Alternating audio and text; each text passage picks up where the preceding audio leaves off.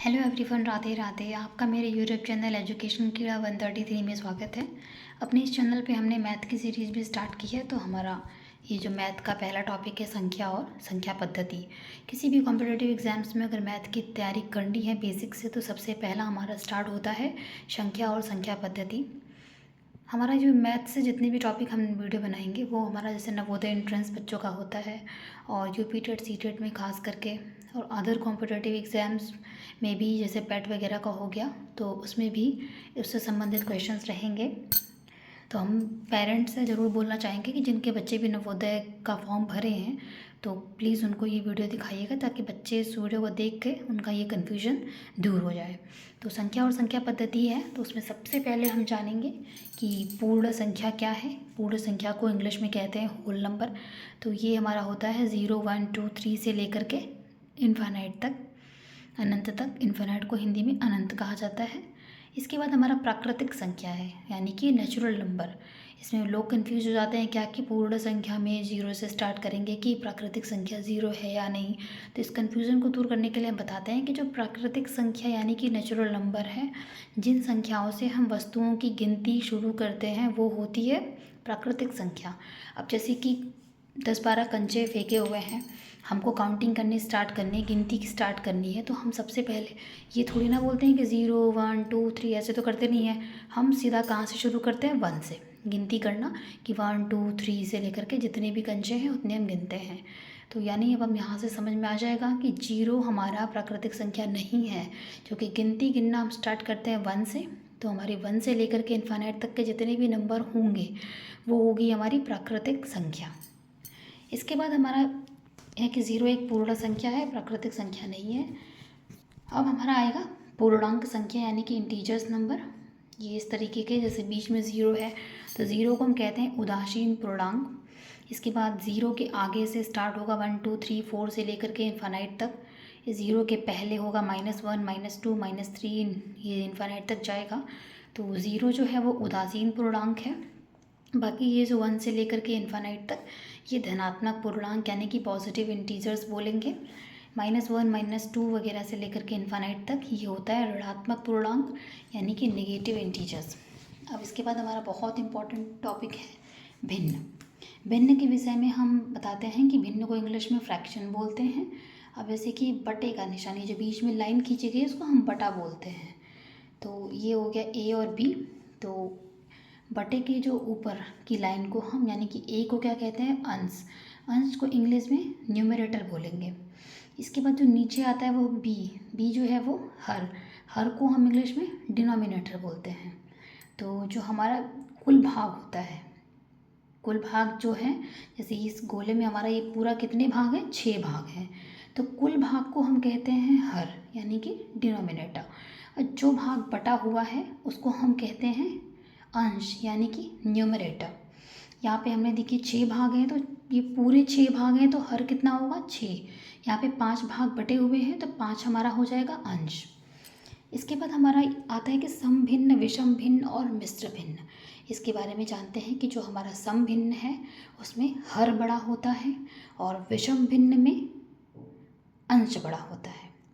इसके बाद मिश्र भिन्न में पूर्णांक और भिन्न से मिलके बनता है, यानी कि ये जो है 2 और 1/2 ये हमारा मिश्र भिन्न है। इसमें पूर्णांक संख्या भी होगी और भिन्न के रूप में भी होगा। तो ये तो मिश्र भिन्न में कोई कन्फ्यूजन नहीं होती है। लेकिन सम भिन्न और विषम भिन्न में लोग कन्फ्यूज हो जाते हैं तो कि किस में हर बड़ा है किस में अंश। तो इसके लिए हम एक बाल गीत बनाए हैं जिसकी वजह से ये पूरा क्लियर हो जाएगा। हमारा वो बाल गीत है, अंश बटा हर विद्यालय अपना घर, विषम भिन्न में अंश बड़ा सम भिन्न में हर, विद्यालय को ऐसे सजाओ जैसे सजाते घर। इससे हम क्लियर हो जाएगा कि किसमें क्या बड़ा है क्या छोटा है। अब हम अभाज्य संख्या के बारे में बताएंगे। अभाज्य संख्या जो है वो प्राइम नंबर कहते हैं इंग्लिश में। एक से अधिक वे सभी संख्याएं जो किसी भी अन्य संख्या से विभाजित ना हो उसे हम अभाज्य संख्या कहते हैं। जैसे कि 2 3 5 7 11 13 17, यानी कि ये या तो एक से विभाजित होगा या फिर खुद से, यानी कि या केवल एक से विभाजित हो और खुद से विभाजित हो, इसके अलावा किसी और नंबर से विभाजित ना हो तो उस संख्या को हम कहते हैं अभाज्य संख्या। भाज्य संख्या तो जो अन्य संख्या से विभाजित हो जाए वो भाज्य संख्या कहलाती है। ये इंपॉर्टेंट नहीं है, उतना नाम से पता चल जाएगा कौन भाज्य है कौन अभाज्य। इसके बाद हमारा आता है सह अभाज्य संख्या, यानी इसको इंग्लिश में कहते हैं को प्राइम नंबर। मतलब दो ऐसी संख्या जिसका SCF यानी क्या है, महत्तम समापवर्तक क्या है, 1 हो, उसे हम कहते हैं सह अभाज्य संख्या। जैसे 3, 5, 11, 19, 12, 37, 41 और 53। तो यहाँ पे हमने करके भी बताया है 3 और 5 का जो है वो SCF कितना आता है, 1। यानी जिस भी दो नंबर का SCF अगर 1 आएगा तो वो है सह अभाज्य संख्या। इसके बाद हमारा आता है सम संख्या, इसको इंग्लिश में कहते हैं इवन नंबर। जो संख्या 2 से पूरी विभाजित हो जाए उसको हम कहते हैं सम संख्या। जैसे 2, 4, 6, 8, 10, 12। इसके बाद है विषम संख्या यानी कि ऑड नंबर, यानी जो संख्या 2 से पूरी विभाजित ना हो उसे कहते हैं विषम संख्या। जैसे 1, 3, 5, 7, 9, 11, 13, 15। इसके बाद कुछ इंपॉर्टेंट टॉप पॉइंट्स हैं। जैसे संख्या 1 जो है वो प्रथम प्राकृतिक संख्या है और 1 अंक की सबसे छोटी संख्या है। सबसे बड़ी संख्या के लिए जिस अंक की सबसे बड़ी संख्या पूछते हैं उतनी बार हम 9 लिखते हैं। जैसे 3 अंक की सबसे बड़ी संख्या 3 बार 9, 5 अंक की सबसे बड़ी संख्या 5 बार 9, 6 अंक की सबसे बड़ी संख्या 6 बार 9, एक्सेट्रा। फिर हमारा आता है कि जिस अंक की सबसे छोटी संख्या पूछते हैं उसमें 1 के आगे पूछे जाने वाले अंक से 1 कम शून्य लगाते हैं। जैसे 5 अंक की सबसे छोटी संख्या के लिए 1 के आगे हम 4 शून्य लगाएंगे। 7 अंक की सबसे छोटी संख्या के लिए हम 1 के आगे 6 शून्य लगाएंगे। अब हमारा अनुवर्ती संख्या और पूर्ववर्ती संख्या आती है कि पूर्ववर्ती संख्या नाम से पता चल रहा है, पूर्ववर्ती मतलब पूर्व मतलब पहले, यानी कि पहले की संख्या। और पहले की संख्या जानने के लिए हमेशा हम 1 घटाते हैं, यानी कि पूछे जाने वाली संख्या में से 1 घटाते हैं तो कौन सी संख्या मिलेगी, पूर्ववर्ती संख्या। और पूछे जाने वाली संख्या में 1 जोड़ते हैं तो वह अनुवर्ती संख्या प्राप्त होगी। जैसे 351 की अनुवर्ती संख्या है, 351 में 1 जोड़ेंगे 352। और पूर्ववर्ती संख्या में पूछी जाने वाली संख्या में से 1 घटाते हैं। जैसे कि 383 की पूर्ववर्ती संख्या में हम 1 घटाएंगे तो 382 आएगा।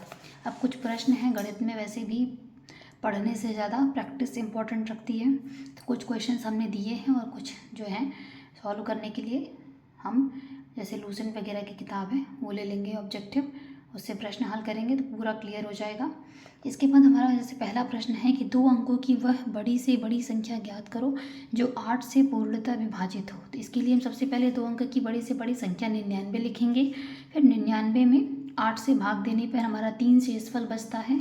अब 2 अंक की बड़े से बड़ी संख्या में हम शेषफल घटाएंगे, जो संख्या प्राप्त होगी वही हमारा उत्तर होगा। तो 99 में 3 घटाने पे 96 प्राप्त होता है, यानी कि संख्या 96 वो 2 अंक की बड़ी से बड़ी संख्या है जो कि 8 से पूरी विभाजित होगी। अब हमारा जो है वो दूसरा क्वेश्चन है कि 5, 4, 7, 9 से बनने वाली सबसे बड़ी और सबसे छोटी संख्या क्या है। तो सबसे बड़ी संख्या बनाने के लिए सबसे पहले दिए हुए नंबर में सबसे बड़ा नंबर लिखते हैं, फिर उससे छोटा, फिर उससे छोटा, फिर सबसे छोटा। सबसे छोटी संख्या बनाने के लिए हम सबसे पहले सबसे छोटी संख्या लिखेंगे, फिर उससे बड़ा, फिर उससे बड़ा, फिर सबसे बड़ा। इसके बाद हमारा क्वेश्चन 3 आता है कि 2407 से बनने वाली सबसे बड़ी और सबसे छोटी संख्या क्या है। तो सबसे बड़ी संख्या के लिए तो प्रॉब्लम नहीं है कि सबसे बड़ी संख्या में हम एज इट इज़ सबसे बड़ा नंबर लिखेंगे, फिर उससे छोटा, फिर उससे छोटा, फिर सबसे छोटा, यानी कि सबसे अंत में 0। और सबसे छोटी संख्या बनाने के लिए हम सबसे पहले क्या करेंगे कि 0 नहीं लिखेंगे, क्योंकि अभी तक हमने बताया है कि सबसे छोटी संख्या लिखते हैं। लेकिन जब 0 आता है तो हम 0 के अलावा जो सबसे छोटी संख्या है तो उसको लिखेंगे, उसके बाद 0 लिखेंगे, देन उससे बड़ा, उससे बड़ा, सबसे बड़ा। इसके बाद हम गुणनखंड के विषय में बताते हैं कि किसी भी संख्या का गुणनखंड वह अंक होता है जो पूछी जा रही संख्या को पूरा विभाजित कर दे। जैसे हमें 18 का गुणनखंड जानना है तो हम 1 से स्टार्ट करेंगे।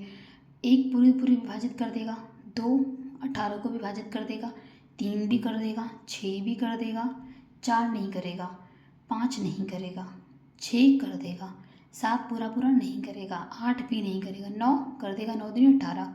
उसके बाद 10, 11, 12 ये सब विभाजित नहीं करेंगे।